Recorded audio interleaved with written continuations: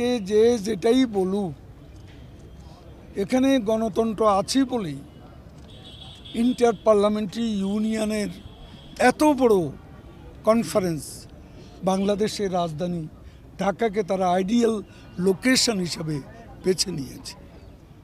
বাংলাদেশে গণতন্ত্র আছে বলেই সাম্প্রতিককালে যেসব দেশে পার্লামেন্টারি গণতন্ত্র আছে সেসব দেশের প্রতিনিধিরা এখানে এসেছেন, উপস্থিত হয়েছেন এবং বাংলাদেশের যে গণতান্ত্রিক পরিবেশ, যে এখানে একটা স্বস্তিদায়ক যে পরিবেশ, সে পরিবেশ তারা উপভোগ করেছেন এবং খুব সুন্দরভাবে চমৎকারভাবে দুটি সম্মেলন ঢাকায় অনুষ্ঠিত হয়ে গেল।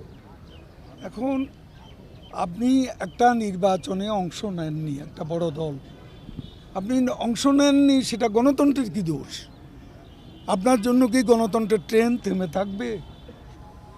2014 সালের আমি 5 জানুয়ারি কথা বলছি, আর সেটার জবাব দিলেন আপনি সহিংসতা দিয়ে, নির্বাচন বয়কট করে আপনি ভায়োলেন্সে চলে গেলেন। ভায়োলেন্স কি গণতন্ত্র? পেট্রোল বোমা কি গণতন্ত্র? ককটেল কি গণতন্ত্র? মানুষ পুড়িয়ে মারা কি গণতন্ত্র? স্কুল শিক্ষক, স্কুলের ছাত্র, তারপরে ভোটের যে কেন্দ্রগুলো 500 স্কুল পুড়িয়ে দেওয়া, রাস্তা কেটে ফেলা, গাছ কেটে ফেলা, ট্রেনের ফিস প্লেট উড়িয়ে দেওয়া, এটা কি গণতন্ত্র? বিদ্যুৎ কেন্দ্র উড়িয়ে দেওয়া, এটা কি গণতন্ত্র?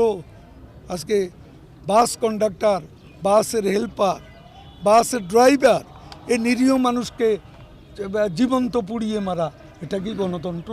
নির্বাচনী রাজনীতির সৌন্দর্য, জোট আসবে, দল আসবে, নতুন সমীকরণ হবে এবং নতুন মেরুকরণ হবে। তা নতুন মেরুকরণ, একটা গণতান্ত্রিক জোট আসলে অবশ্যই স্বাগত জানাবো। বি চৌধুরীর নেতৃত্বে যে আজকে জোট গঠিত হলো, আমরা এই জোটকে স্বাগত জানাই। নির্বাচনটা প্রতিদ্বন্দ্বিতা পূর্ণ হোক, আরও জোটের অংশগ্রহণে, আরও দলের অংশগ্রহণে। এটা তো গণতান্ত্রিক রাজনীতির, গণতন্ত্রকে প্রাতিষ্ঠানিক রূপ দিতে এটাও তো একটা নতুন মাত্রা।